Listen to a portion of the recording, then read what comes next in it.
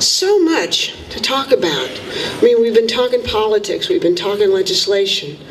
But you know what? If these folks would just leave us alone, we wouldn't have to do this. We wouldn't have to be doing this. But because we have to do this, let me reiterate what JR said about the Political Action Committee.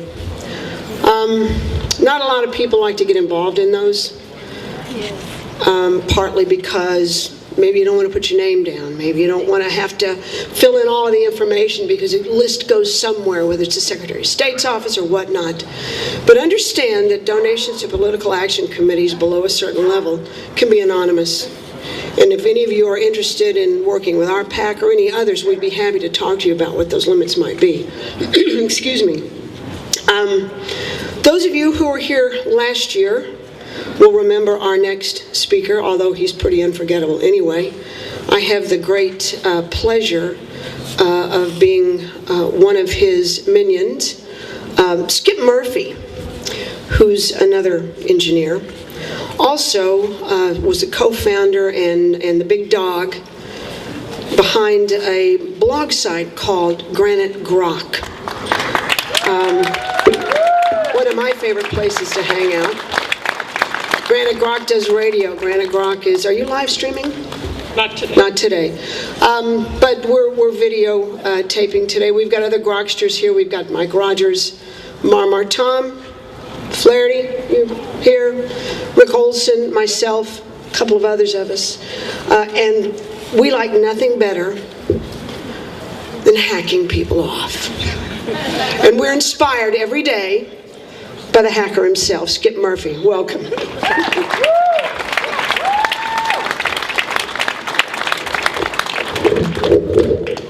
A little bit higher. Well, I feel a little out of shape here because everyone who has spoken before me has done one of two things. Either they have been among what I would consider the distinguished speakers, and they stole lots of what I was going to say. I am not a distinguished speaker. I am a rabble-rouser, as some of you know. And if you were here last year, and I know I was asked to repeat it again, I brought up a little bit of a meme that I would ask that you would share with me again. The bigger the government, the smaller the citizen. The bigger the government, the smaller the citizen.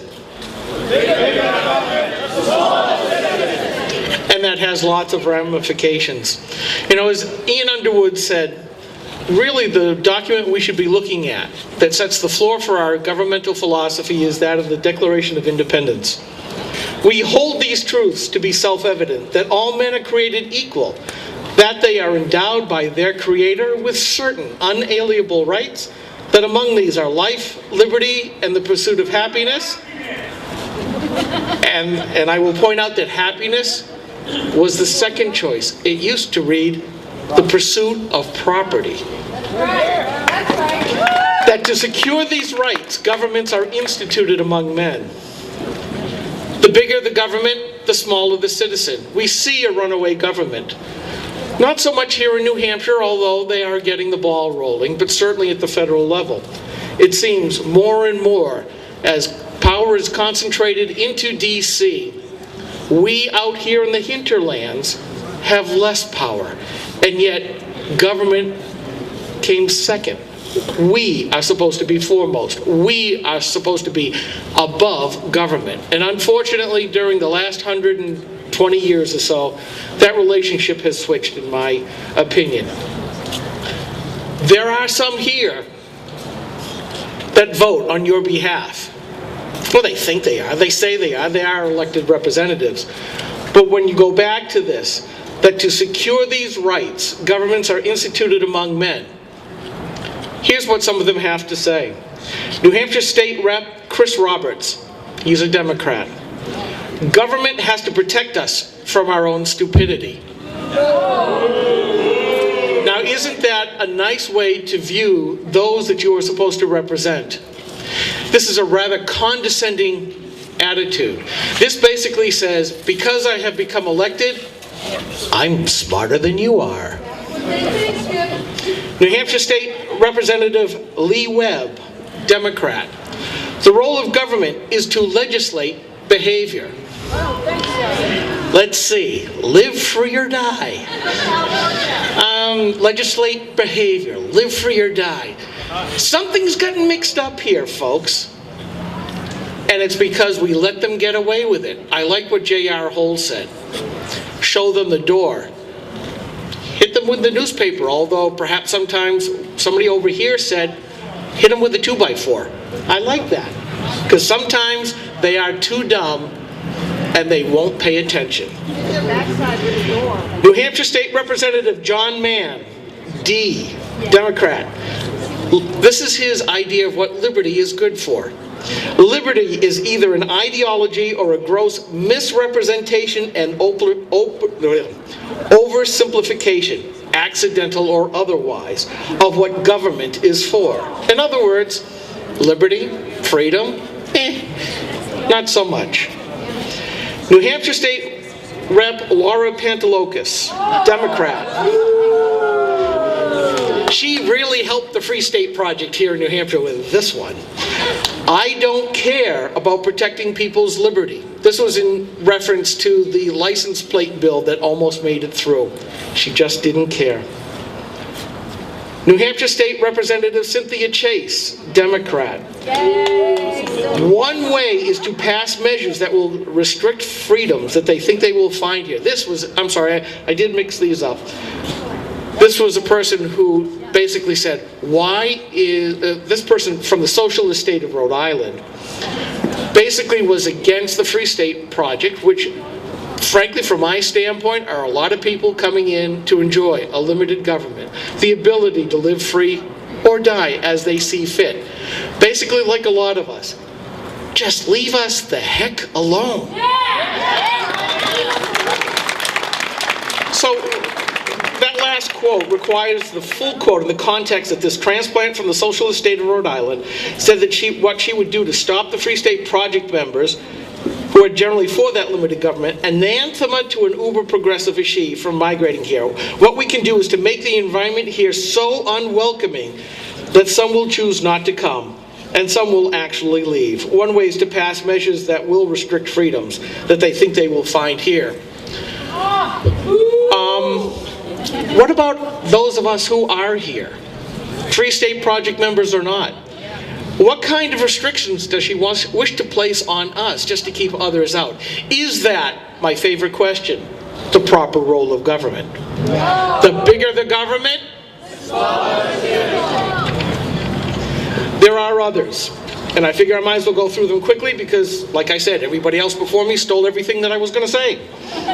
Harvey Weinstein, very famous movie maker. Obama is not embarrassing. The country is embarrassing. U.S. Interior Secretary Sally Jewell. The new energy future will require the federal government to encourage the right kinds of behavior. In other words, we know better than you what is best for you. We are going to, basically, if you've been following the news, they're out to destroy the coal industry because it's not good for you. They have made that decision on your behalf. And by the way, folks, in the next couple of years, as the coal plants keep shutting down faster and faster, your electric rates are going to double, at the least. U.S. President Barack Obama, we are 5 days from fundamentally transforming the United States of America. In other words, the America that we have all grown up with, those of us who are of a certain age, we have enjoyed our freedoms, we've enjoyed our lives, we've made it through pretty much a lot of things on our own. He doesn't think that we can do that anymore. And now from the First Lady, on The Tonight Show with Jimmy Fallon as he takes Jay Leno's place, First Lady Michelle Obama explained that it was more important than ever for young people older than 26 to sign up for health insurance. Well, 26. It's because until then you're still a child on your parents' insurance. A lot of people think they're invincible, Obama, she said. But the truth is, young people are knuckleheads. They're the ones who are cooking for the first time and slice their finger open. They're dancing on the bar stool. What a condescending attitude from the First Lady to call pretty much all young people too stupid to do much, and that you can only exist and thrive with the power of government behind you. You must subvert your freedom and join in with the collective. Go back to our troops in Afghanistan. That's right. One last quote. Daniel Henninger of the Wall Street Journal summed this up very, very well. What is the perfect example of the progressive philosophy, of these micro-totalitarians? The essence of the modern Democrat progressivism is you will participate in what they have created for you, and you will comply with their law's demands. And all I have to do is look at Connecticut and all the gun owners who are not registering their arms and going,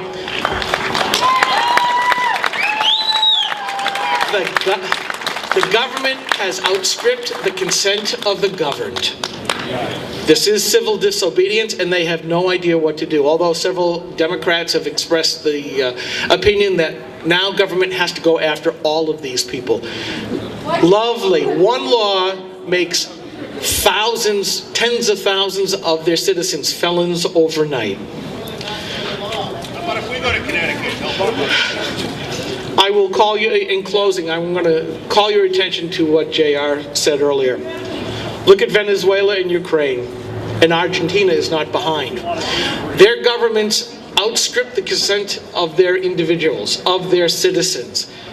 They decided that they knew best, and now their countries are in ruin, economically, democratically, and spiritually. They are in open revolt. I cannot tell you how horrified I was on ABC News, of all places, a few nights ago, to see the video of citizens being killed in the street by government snipers. Bands of them standing together, hiding behind 2x4s, plywood, whatever they could pick up. And I can see in my mind's eye right now, one after another being hit by a governmental sniper's bullet and then rolling them, the force of the bullet just rolling them into the street, and the death throes that they underwent. Our founders gave us an important piece of information. Self-defense is a natural right, not given to one by government. I am quite sure that all the protesters in Venezuela and Ukraine right now, after being shot at by their government, wish that they had a Second Amendment, that their government had never disarmed them. They are being slaughtered by their own government. Second Amendment is not for hunting, not for sport. It is for self-defense, but not just a... That is correct. But many of us carry what the progressives think are just evil, evil pieces of plastic and steel. Because we recognize it isn't just for self-defense against other citizens or ne'er-do-wells. But we see the example of why on our TV sets every night. Just look to Venezuela and Ukraine. People say, especially progressives say, well, that could never happen here. I'm sorry. I disagree. As Susan said, we are Granite Rock. We are the leading conservative libertarian blog site, political blog site here in New Hampshire. And I want to thank every single one of you who comes to our site to read what we write and to watch the videos that we do or listen to our podcasts. But the big dog in the blogosphere is a person by the name of Glenn Reynolds of Instapundit. And let me close with this. This morning, surfing around just before coming down here to Concord from the Lakes region, I read this. And he's a law professor, by the way. I got asked by a big TV production outfit to consult on a series about a second American Civil War, but had to turn them down. But I wonder what a popular style revolt in the U.S. would look like. The U.S. is much less centralized than countries like Egypt, Venezuela, or Ukraine. I don't think mass protests in the capital city are the template. I wonder if we would see something like the fuel protest that nearly brought the British government down a while ago, or other forms of outdoor activities as a lead-up. At the moment, we're certainly nowhere near that, but nonetheless, I'd say we're nearer to it than we have been in quite some time. Posted at 9:45 last night. They say it cannot happen here in America.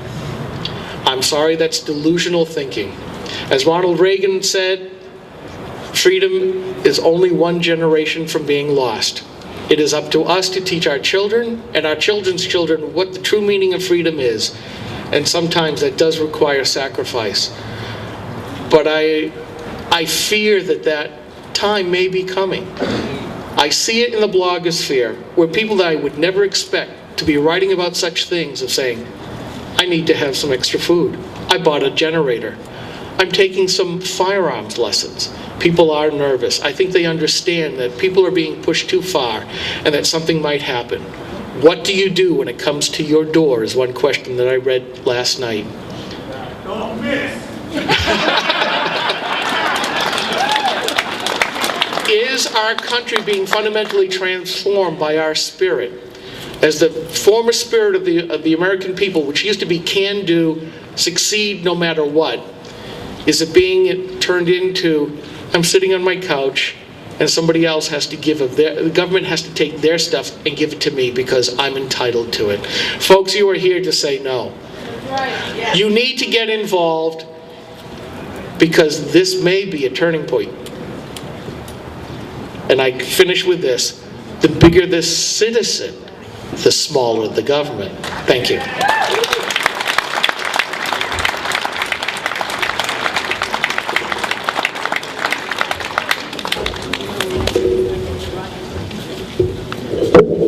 He's right, too. It is the responsibility of maybe my generation, maybe my father and mother's generation, to fix kind of what we've done. We don't teach stuff anymore. We don't teach history as it should be because maybe it is a little harsh. Skip says, could this ever happen here? Well, folks, it did. Civilian firearm ownership created this republic not quite 250 years ago. Had it not been for that, we would not have lifted the British government boot off of our neck. Make no mistake.